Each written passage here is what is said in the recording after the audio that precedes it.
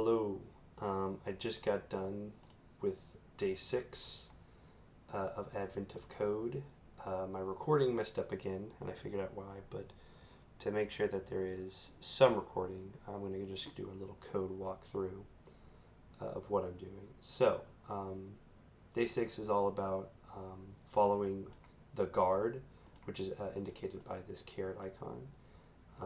And so what we need to do for part 1 is we need to figure out how many spaces the guard walks upon when it has these obstacles. And so what happens is if it encounters an obstacle, it'll reach it and it'll turn right and keep going as such.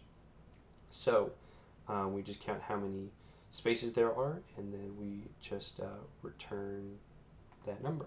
So for me, I made a function called walk that goes through. This is combines part 1 and part 2.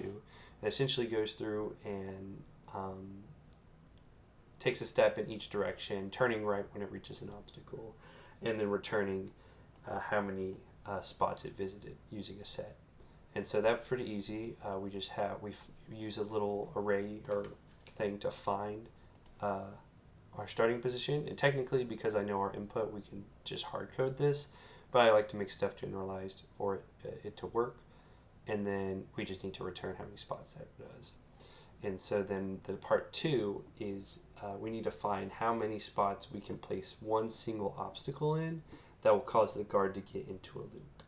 And so how I solve this is with same part 1 is as soon as we find a spot that has the same position and direction, we know we are in a loop, and so we can break out of that and then essentially notify the what we're doing. And so this is probably very inefficient because I just got done with this now. And so what it does is it creates a new grid, and then it puts an obstacle there, and then it does the walking. And if it loops, then we can add to a loop. And so, like I said, essentially, as if you've seen it before, we're in a loop. And so it uses pretty much the same code.